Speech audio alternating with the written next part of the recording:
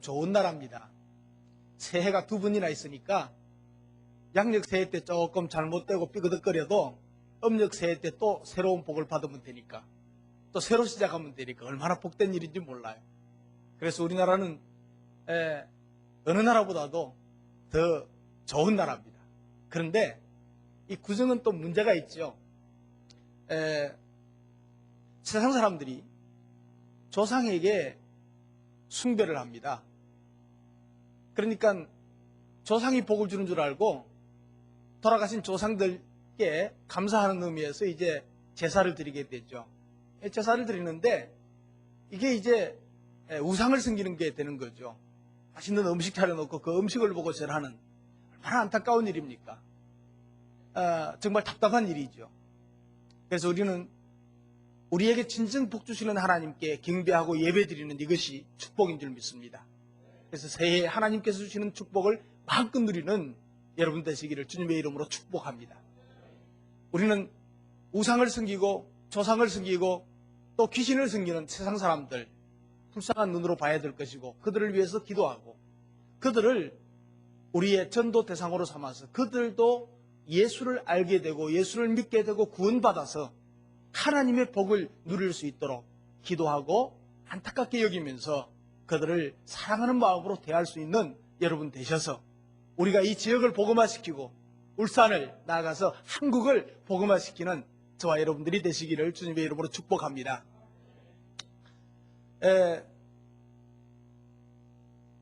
오늘은 우리 명절이라서 아이들하고 어른들하고 함께 연합 예배로 드립니다.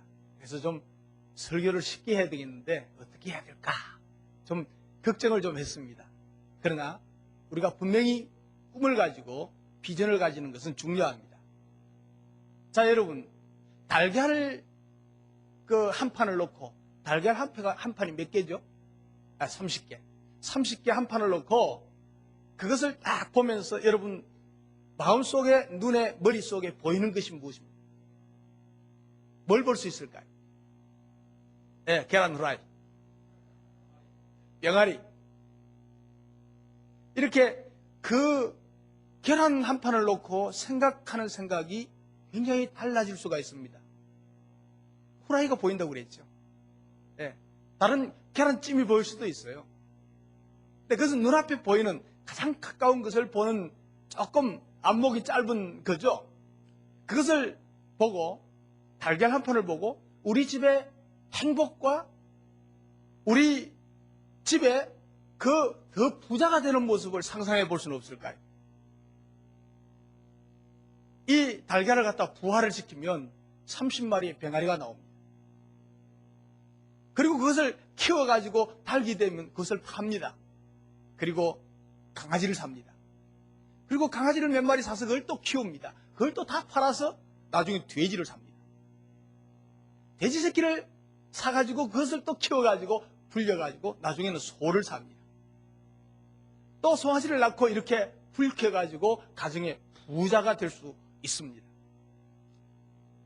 이게 꿈을 가지고 비전을 가지고 멀리 보는 다른 생각을 가진 사람들은 세상을 보는 눈이 달라지고 우리 앞에 무슨 문제가 닥쳐와도 그것을 보는 눈이 달라질 수가 있습니다. 꿈 없는 사람은 당장 현실을 쫓아가기 바쁩니다. 그러나 꿈을 가진 사람은 작은 기회도 놓치지 않고 그것을 붙잡고 기회로 삼습니다. 오늘 이스라엘 백성들의 이야기입니다. 이스라엘 백성들이 하나님께로부터 가나안 땅을 약속받았습니다. 그리고 그 약속의 땅 가나안을 향해서 이제 홍해를 건너서 이제 광야를 지나서 가는 중입니다. 이제 그 가나안 땅이 눈앞에 보입니다. 그런데 그 눈앞에 보이는데 침공을 해야 되는데 어떻게 할까? 그러다가 한 지파의 대표 한 사람씩 보내가지고 이제 정탐을 보냅니다. 12지파니까 12명이 가서 쫙 그 땅 가나안 땅을 돌아보고 돌아와서 이제 보고를 합니다. 보고한 이야기가 너무나 유명한 이야기, 우리 믿는 사람은 다 아는 이야기입니다. 그런데 12명 중에서 10명은 아주 부정적인 보고를 합니다. 그래서 이스라엘 백성들을 막 실망케 합니다. 뭐라고 보고했는가 하니까 우리가 가나안 땅에 가보니까 과연 젖과 꿀이 흐르고 엄청나고 기름지고 좋은 땅이었습니다. 그러나 그 땅 거민이 굉장히 강했습니다. 성읍들이 아주 견고했습니다. 그리고 힘이 클 뿐 아니고 여기서 안악자손들이라고 있는데 이 안악자손들은 너무 장대하고 큽니다. 그들을 보니까 우리가 스스로 보기에도 메뚜기 같았습니다. 저들이 보기에도 아마 메뚜기 같았을 것입니다. 그러나 여호수아와 갈렙 두 사람은 당당하게 말했죠. 두 사람이 보고했습니다. 우리가 곧 올라가서 그 땅을 취하자. 우리가 능히 이길 것이다 그랬습니다. 10사람의 보고와 2사람의 보고는 완전히 달랐습니다. 이스라엘 백성들이 200만 명입니다. 그 중에 2사람. 100만 명 중에 한 사람, 2사람. 그 사람은 보는 눈이 완전히 달랐습니다. 이 2명은 남이 보지 못하는 것을 볼 수 있는 사람입니다. 즉 보이지 않는 것을 보는 사람이었죠. 그래서 이 2사람만 가나안 땅에 들어갔다고 성경은 증거하고 있습니다. 하나님께 쓰임받은 승리자가 된 것이죠. 위대한 하나님의 사람이 된 것이죠. 그러면 이 2사람이 보이지 않는 것을 무엇을 봤는가를 한번 생각을 해보겠습니다. 다른 사람이 볼 수 없었던 것, 10사람이 볼 수 없었던 것, 다른 이스라엘 백성들이 전혀 볼 수 없었던 것을 이 2사람은 봤는데 이 2사람이 본 것이 무엇인가? 비전을 보았습니다. 첫째는 비전을 보았어요. 옆 사람하고 비전을 봅시다. 비전을 볼 수 있는 눈을 가지는 게 중요한 것입니다. 12명의 정탐꾼들이 같이 다니면서 같이 지냈습니다. 같이 돌아왔습니다. 똑같은 것을 보았습니다. 그런데 10명은 가지 말자고 했습니다. 2명은 가서 전투에서 쟁취하자고 말합니다. 무엇이 이 정반대의 말을 하겠을까? 꿈의 차이입니다. 비전의 차이입니다. 애굽에 가서 다시 종으로 살든지 광야에서 여기서 영원히 살든지 그러자는 것입니다. 여러분, 노예가 무슨 꿈이 있겠습니까? 광야에 있는 사람들이 무슨 꿈이 있겠습니까? 그들은 꿈이 별로 없었어요. 그러나 가나안 땅에 있는 7 족속들은 강한 사람들입니다. 전쟁하면 질 것 같았습니다. 그래서 가지 말자고 했습니다. 그 땅을 쟁취할 자신이 없었습니다. 그런데 2명은 달랐어요. 성이 견고했고 아낙 자손은 뭐 엄청나게 크고 대단했고 그렇지만은 자기들 스스로 보기에도 메뚜기 같이 보였습니다. 그러나 다른 점은 이 2사람은 꿈과 비전이 있었습니다. 젖과 꿀이 흐르는 땅이었고 새롭게 민족을 형성할 수 있는 좋은 땅이었습니다. 메시아가 오실 땅이었습니다. 과거 430년 동안 애굽에서 노예로 살았으나 이제는 해방되어서 가나안에 가서 당당하게 살 수 있는 민족이 되겠다는 것입니다. 그리고 이 꿈은 하나님께서 아브라함에게 주신 꿈이었습니다. 창세기 15장 12절 이하에 보면 이 약속이 나옵니다. 너희들은 이방의 객이 되어 된다. 그리고 400년 만에 풀려 나올 것이다. 그리고 괴롭히는 애굽 사람들을 징치할 것이다.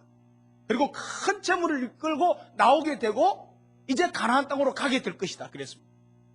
그런데 여기에서 남은 예언, 이 땅으로 돌아오리라, 가나안 땅으로 돌아오리라고 한 이 약속은 그대로 이루어졌습니다. 이것만 남았습니다. 한 가지만 남았습니다. 5가지는 다 이루어졌고, 그래서 2명은 가나안 땅으로 갈 수 있다고 한 것입니다. 다시 말하면 하나님께서 약속하신 약속의 말씀을 믿었다는 것입니다. 여러분, 꿈을 가진 사람은 꿈을 향해서 움직일 수가 있습니다.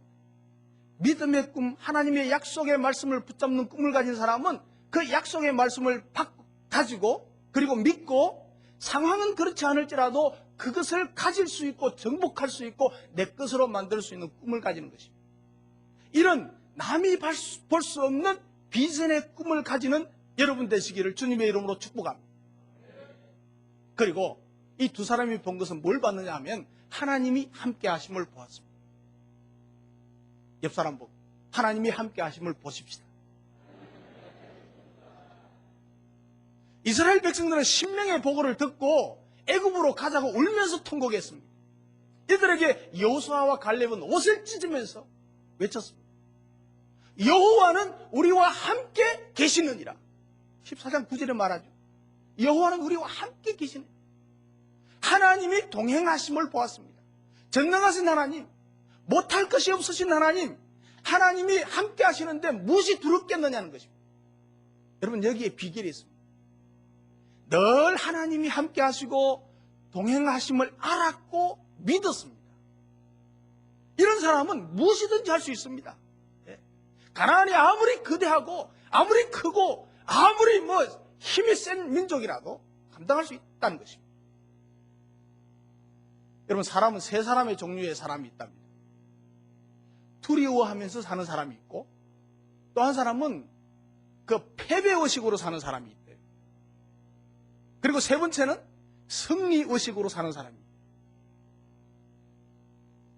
두려움으로 사는 사람은 성공해도 두려워하고 실패해도 두려워하고 승리해도 승리감을 누리지 못합니다.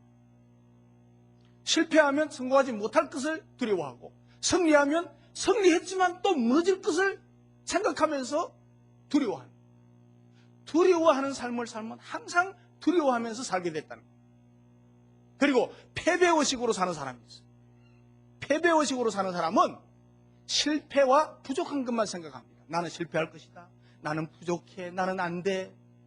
그리고 사람마다 다 다르고 다른 모습을 가지고 다른 재능을 가지고 있는 것을 생각하지 못하고 항상 패배하면서 살다가 패배의식으로 살다가 자기가 가진 것까지 다 잃어버린다는 것입니다. 여러분 마음속에 패배의식이 있다면 이거 다 지워버려야 돼요. 그런데 승리의식으로 사는 사람이 있어요.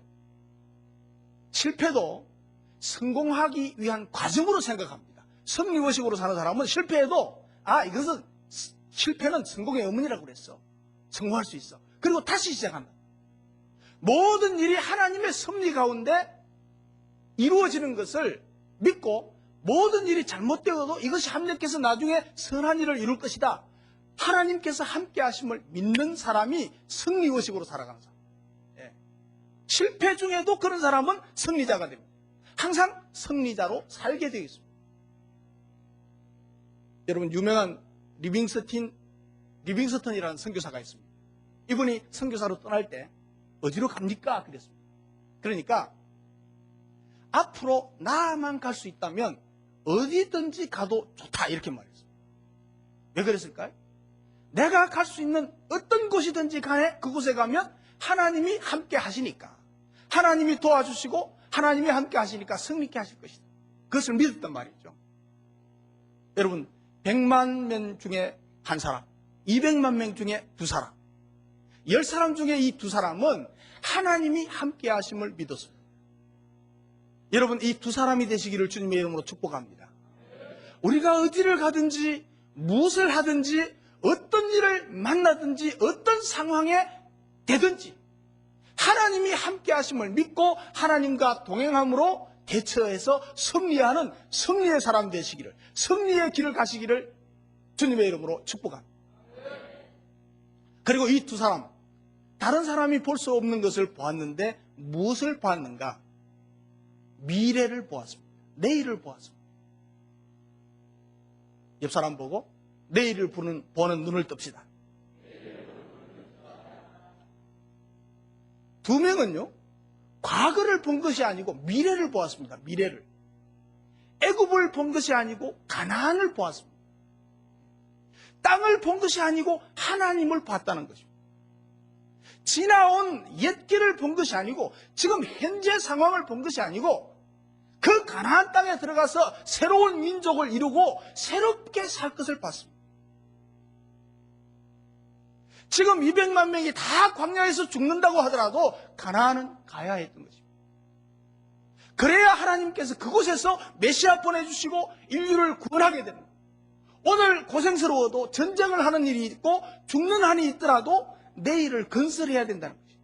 하나님의 약속은 이루어야 되고 하나님의 뜻은 이루어지고야 만다는 것을 믿었다는 것입니다. 그래서 가자고 했습니다. 열맹 말을 들으면요, 지금은 편합니다. 지금은 그대로 뭐 편안하게 살 수 있어요. 싸움할 필요 없고, 전쟁할 필요 없고, 희생할 필요도 없고. 그리고 뭐 여기서 힘들면 도로 돌아가서 애굽에 가서 종로로 타면 먹을 거는 먹고 살게 돼 있습니다. 힘들어도. 광야에 남으면 유목민이 될 것이고, 애굽으로 돌아가면 노예가 될 것입니다. 그러나 이 두 명의 말을 듣고 가나안으로 가면 1세들, 지금 그 사람들은 고생하지만 그 자손들에게는 하나님의 뜻이 이루어지고 하나님의 역사가 이루어지고 하나님의 약속이 이루어지고 구원이 이루어지는 하나님의 복을 누리게 된다는 말이에요. 사랑하는 성도 여러분, 편안한 오늘보다 고생스러운 내일을 택하는 네가 미래지향적인 사람, 내일을 보는 눈을 가진 사람은 오늘 힘들고 어려워도 오늘에 얽매이지 아니하고 내일을 바라보고 지금의 어려움을 딛고 극복하고 나아간단 말이죠. 이것이 그냥 많지 않아요, 많은 사람. 앞날을 내다보지 못하는 인간은 어리석을 수밖에 없는 것이죠. 우리 사람은 항상 그래요. 그 앞날을 내다보지 못하는 아주 중요한 한 가지 이야기가 있는데, 여러분, 원자력을 이용하는 핵 원료인 리튬이라는 게 있습니다. 그것의 모체가 되는 우라늄이 있습니다. 1945년에 사전에는 뭐라고 했는가 하니까 아무 쓸모가 없는 희고 무거운 쇳덩어리, 이렇게 사전에 기록되어 있습니다.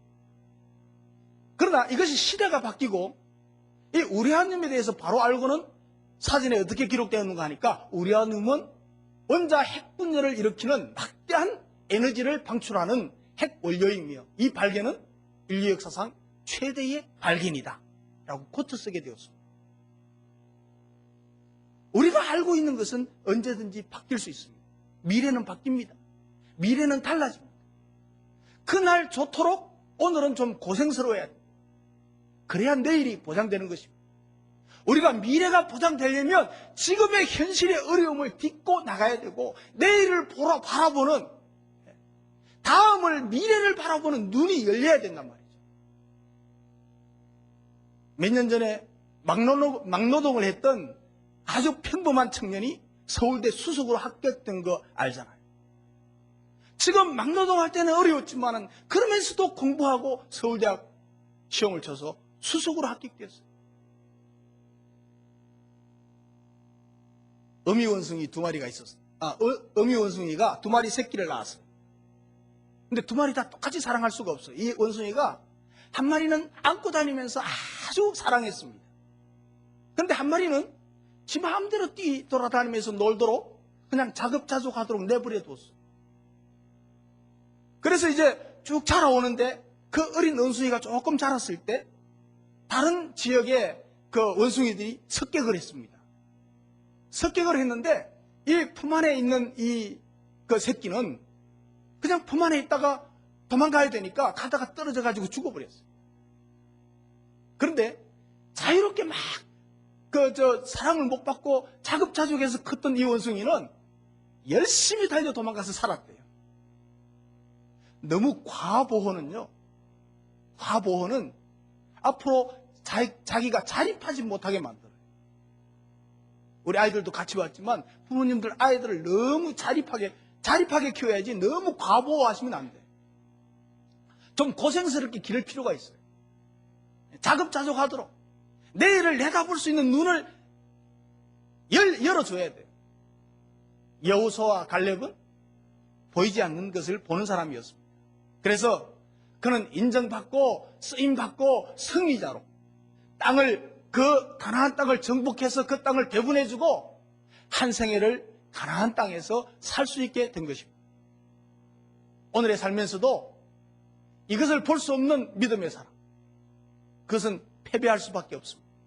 오늘을 살면서도 내일을 볼 수 있는 사람, 비전을 볼 수 있는 사람, 하나님이 함께 하심을 보는 사람, 이런 사람은 반드시 하나님 앞에 쓰임받고 하나님께서 주시는 축복을 누리게 되고 하나님께서 약속하신 그 모든 복을 누리게 될 줄로 믿습니다. 우리의 영의 눈이 열려서 비전을 볼 수 있고 하나님이 함께 하심을 볼 수 있고 내일을 볼 수 있는 눈이 열려지기를 주님의 이름으로 축원합니다. 기도하겠습니다.